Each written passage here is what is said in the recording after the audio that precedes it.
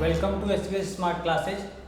तो बेटा आज हम स्टार्ट करने वाले हैं क्लास 9th में एनसीईआरटी में exercise 2.3 that is basically depend on remainder theorem and factor theorem. तो चलिए स्टार्ट करते हैं। एक छोटा सा टॉपिक लेते हैं कि मान लीजिए आपको दिया गया कि आपके पास एक नंबर था 15, इसको आपको 7 से डिवाइड करना है। ठीक है, हम कह सकते हैं कि 15 में आपको बेटा किसका डिवाइड करना है, 7 का। तो जब आप बेटा डिवाइड करते हैं तो आप यहाँ पे क्या देखते हो कि आपको रिमाइंडर क्या आता है, 1। रिमाइंडर क्या आता है, 1। और बेसिकली आप लोगों ने पढ़ा था जब आप छोटी क्लासेज में पढ़ते आ रहे हो क्या कि जिससे हम डिवाइड करते हैं उसको बेटा हम क्या बोलते हैं, उसको हम डिवीजर बोलते हैं। ठीक है, जिसमें डिवाइड करते हैं उसको बेटा हम क्या बोलते हैं, उसको हम डिविडेंड बोलते हैं। जितनी बार डिवाइड जाता है उसे हम क्वोटिएंट बोलते हैं, एंड जो हमारा बचता है उसको हम रिमाइंडर बोलते हैं। तो बेसिकली बेटा आप लोगों ने क्या पढ़ा था कि dividend is equal to divisor multiply by quotient plus reminder.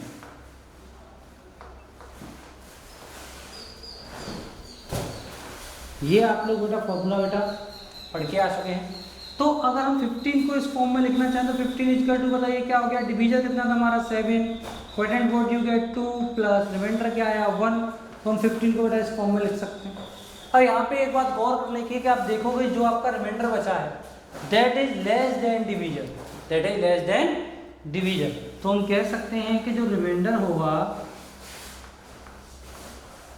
वो डिवीजर से हमेशा कैसा होगा, छोटा होगा। ठीक है, भैया आप पढ़ते जा रहे हो, अरे ऐसा थोड़ी ना होता 5 का डिवाइड किसी भी नंबर में करोगे तो आपको 5 से बड़ा रिमाइंडर मिल जाए, और उससे बड़ा ही होता है। ध्यान रखना, रिमाइंडर कभी भी इक्वल भी नहीं होता डिवीजर के। क्या कभी 2 से किसी नंबर में डिवाइड करने पर रिमाइंडर 2 आ सकता है, नहीं आएगा। रिमाइंडर क्या पॉसिबल है, 0 आएगा, 1 आएगा। तो हम कह सकते हैं कि remainder always less than the divisor. Remainder जो है हमेशा डिवीजर से कैसा होता है, छोटा होता है। ठीक है, अब यहाँ पे एक और हम एग्जाम्पल लेते हैं कि मान लीजिए आपसे बोला गया कि आप 14 में डिवाइड करिए 7 का। तो आप 14 को बेटा क्या लिख सकते हो, 7 इंटू 2 प्लस 0। आप डिवाइड करके भी देख लो, सिंपल सी बात है। तो यहाँ पे बेटा रिमाइंडर क्या बचा, 0।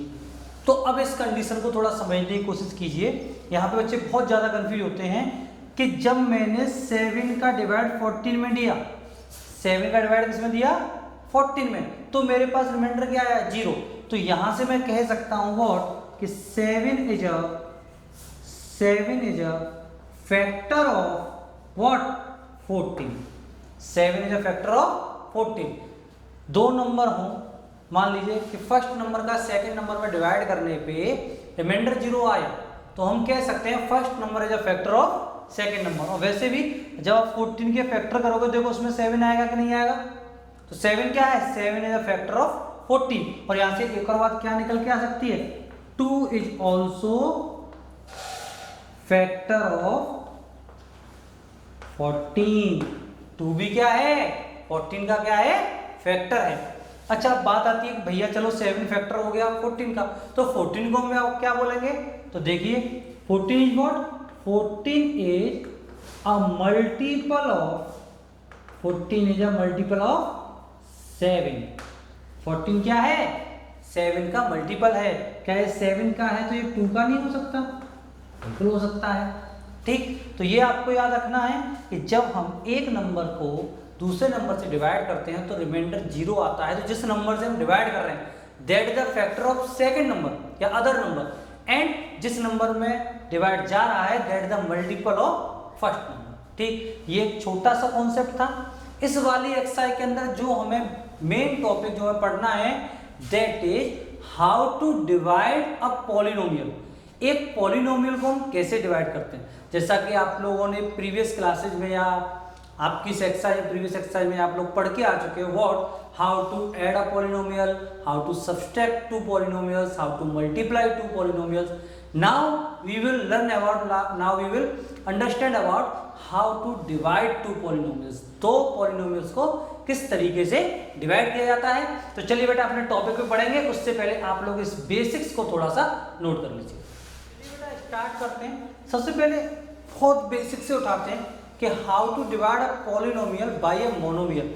एक पॉलिनोमियल में एक मोनोमियल का हम कैसे डिवाइड कर सकते हैं। तो मान लीजिए कि px एक पॉलिनोमियल है, that is 2x³ plus 3x² plus 6x, and now you have to divide it by gx that is x।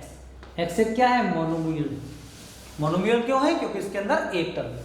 अब हमें इसका यानी कि gx का px में डिवाइड करना है, यानी कि हमें फाइंड आउट क्या करना है कि what will we get when we divide px by g।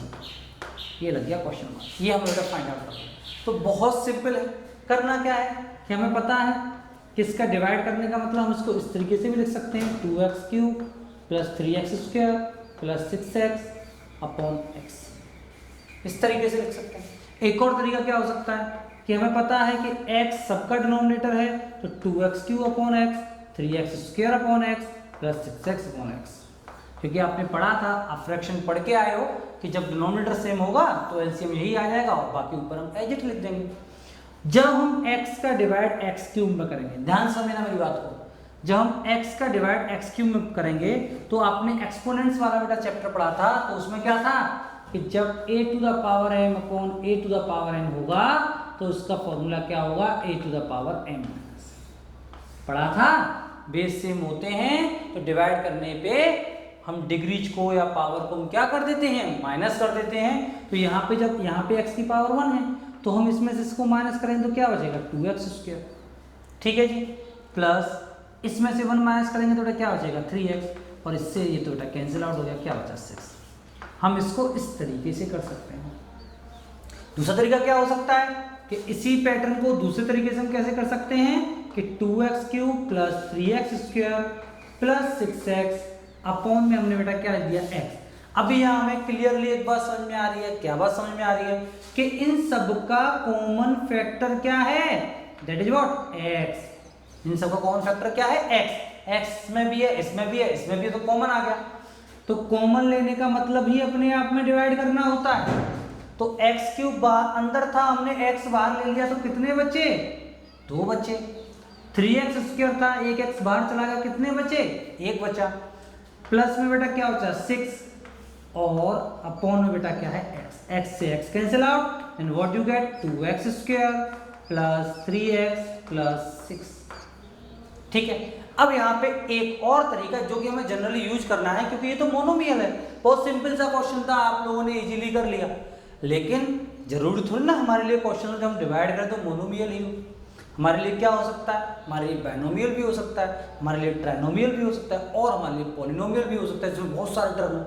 तो उनको हम क्या करते हैं कि जैसे हम डिवाइड करते हैं उसी तरीके से, उसी प्रोसेस से हम लोग यहाँ पे भी डिवाइड करेंगे कि हमें x का डिवाइड करना था किसमें, 2x³ plus 3x² plus 6x। तो अब जनरली बेटा आप लोग क्या समझते हैं, x का डिवाइड आपको सिर्फ फर्स्ट टर्म में देना है, दैट इज व्हाट 2x³। तो इसका मतलब आप ऐसे समझो कि x में हम किस डिजिट का या किस एल्जेब्रिक फंक्शन का मल्टीप्लिकेशन करें कि हमारे पास 2x³ आ जाए। तो देखिए सिंपली ऐसे समझो, x के आगे कुछ नहीं तो 1, 1 का डिवाइड 2 में कितने टाइम्स, 2 टाइम्स। यहाँ x की डिग्री कितनी है 1, यहाँ x की डिग्री कितनी है 3, कितने कम पड़ रहे हैं, x की डिग्री 2, ठीक है। इसका इससे मल्टीप्लाई करेंगे 2 बन जा 2, और x का करेंगे तो 2x, साइन चेंज करेंगे, इसमें से इसको काटेंगे। आपका पहला क्वेश्चन, भैया साइन चेंज क्यों किया, तो देखिए बेटा जब आप डिवाइड करते हो, सिंपली अगर हम डिवाइड करते हैं 4 का डिवाइड अगर हम 23 में करेंगे मान लीजिए, तो 4 5 जा 20। नेक्स्ट स्टेप क्या होता है, हम इसमें से इसको माइनस करते हैं, और माइनस का मतलब क्या, हम सब्ट्रैक्ट ही तो कर रहे हैं, ठीक है। सेम प्रोसेस हमने यहाँ पे यूज किया। नेक्स्ट हमारा क्या है, दैट इज 3x², ठीक है। x का डिवाइड देखो 1 का 3 में करोगे, प्लस का 3 है तो यहाँ प्लस का 3 आ गया, यहाँ x है, यहाँ x² है तो यहाँ पे बेटा क्या आएगा, x आएगा। मल्टीप्लाई करोगे तो व्हाट यू गेट 3x², फिर वही बात माइनस करना है, माइनस कर दिया, ठीक है।